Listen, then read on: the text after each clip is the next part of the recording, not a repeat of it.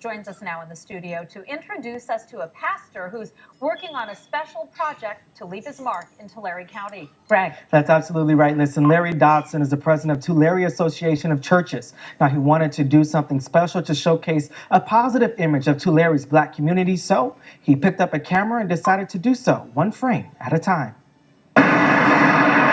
In Tulare, it's something that is in my heart to build unity. Pastor Larry Dodson is deeply connected to the Black community. There's a tremendous history right here in Tulare. He felt Black History Month was the perfect time to spotlight it. The national record holder in high school broad jump is publicized in every track and field book in the United States. State books of national record is from Tulare. Dodson has made a documentary highlighting local people and their accomplishments. From the only Tulare woman to make it to the WNBA, to people like Carlton Jones, the first Black mayor of the city. When I leave here, I want people to say, that was the best mayor we ever had. And he was Black. And he was from the West Side. And he loved the Lord. And he took care of his community. Reverend King smiled. Robert Charles is also featured in the documentary. He met Dr. Martin Luther King Jr. and has seen Tulare change from a city that banned Blacks from entering the front of a restaurant to a place that elected its first Black mayor. The documentary is making a difference among local churches. We were able to have a unified service where we invited New Life Community Church to come, which is largely African American church, to worship with us, which is a largely white church, and it was just a beautiful experience. Dodson hopes his documentary has that effect on a larger scale throughout the entire city. And Black history is not just history for Blacks, it's American history. Well, if you know any exemplary African Americans in the city of Tulare, Dodson would love to hear from you. Also, we'll have the link to the documentary on our website. Just look for it at yourcentralvalley.com. Reporting in studio, Gregory Woods, KSEE24 Local News. That matters. Greg, thanks.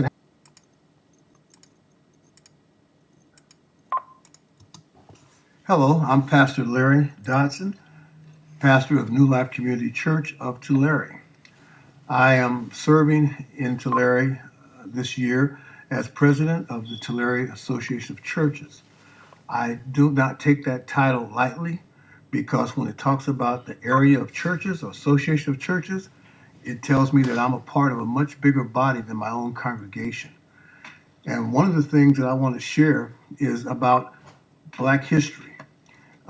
It is something that is very sacred to many African Americans, but I've learned that Black history is not only Black history, it's white history, it's brown history, it's multicultural history because we are all related through Christ. So I will pray that you will consider supporting the Tulare Association of Churches and enjoy some of these remarkable stories that are being shared by people in your community about Black history.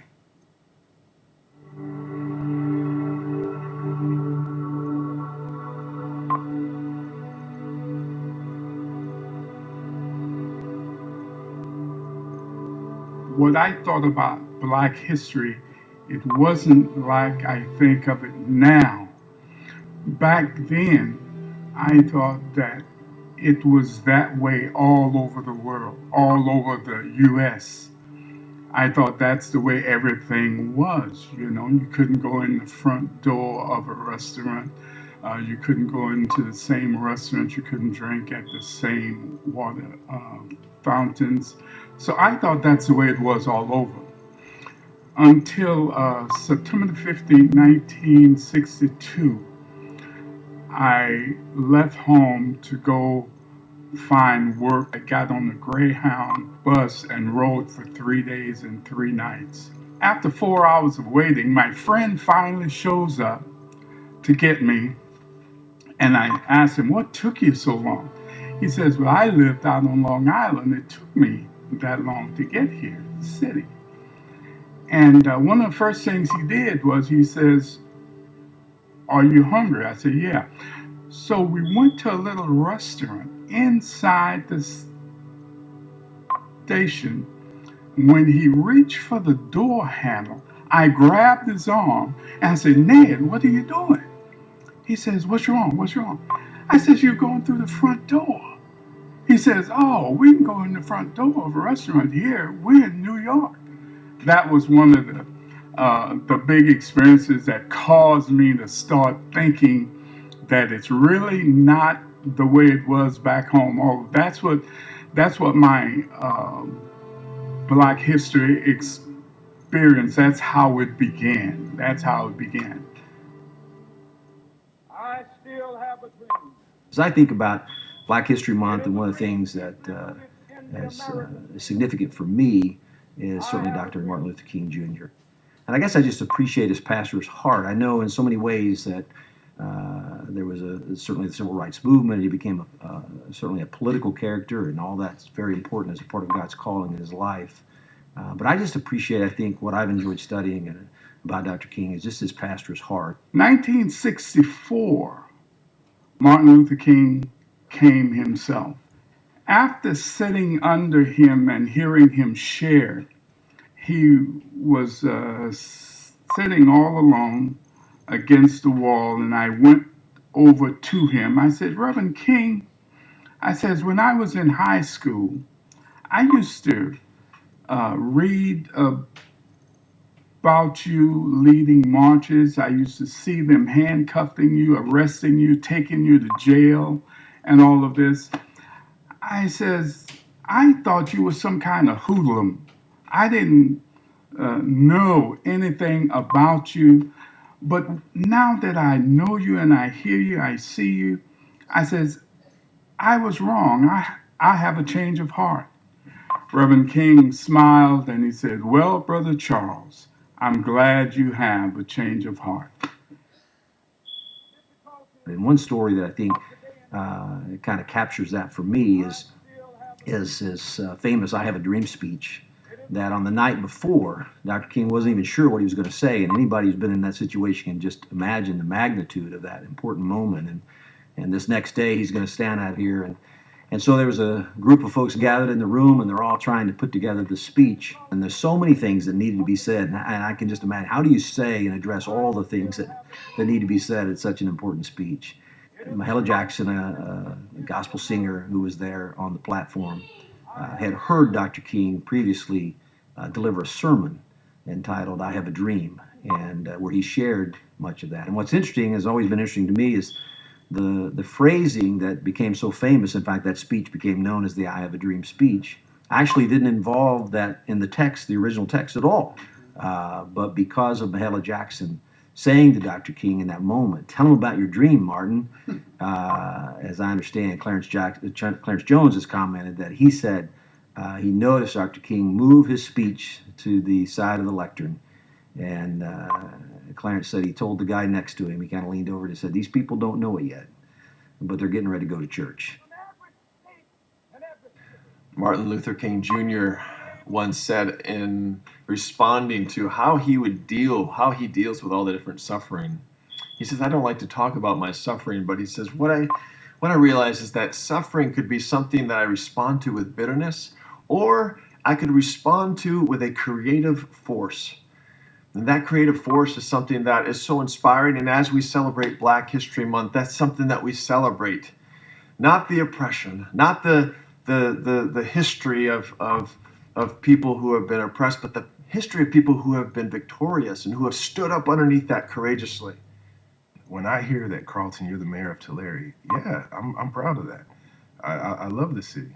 You know, I love all the people in this city, and I'm honored for that opportunity to serve. Nettie Washington was a huge influence. Seeing her there, when I worked for the city of Tulare, and I would walk through City Hall, and I would see that wall that was covered with all the past mayors, I didn't see anybody that looked like me. And when Nettie Washington ran for council and won by huge numbers, to me that was her kicking in a door that a lot of us never really saw before. I didn't know it back then, but I was a Toys for Tot kid, and I thought everyone had their toys delivered by the police department. And I just thought that sometimes Santa Claus gets that busy that he asked the men in blue to deliver toys every now and then. And I remember I was 9 years old, and Tulare police officers showed up to the door, and we were good kids, so we didn't run as if we thought we were going to be in trouble. We were just poor kids, financially poor, rich in spirit, but financially poor.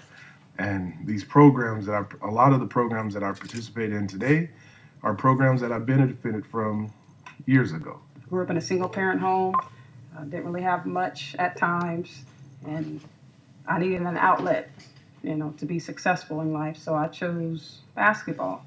Just happened to, get scouted by, some colleges and kind of went from there. But it's definitely been an honor and blessing to be back in Tulare, to be a teacher and teach students, what I've learned through the course of my life and my career, and just to give back to my community has been the best reward so far in my life. So Jesus said that we are to be one. And it's really easy to be one if we're all the same. But we're not, because we represent the diversity of God as we're made in his image, made in this diversity. And to be one in that diversity gives him glory. When we come together and we put aside the things that divide us, because Jesus said we're not of this world, we're of his body. And when we come together and become one, we glorify him. And so we're really encouraged that to be one, to be unified, is something that we're going to move forward in this community with all the churches, and especially the ones in the Tulare Association of Churches who are coming together. One church, one voice, one hope. And saying we are going to be one. God bless you. We'll see you soon.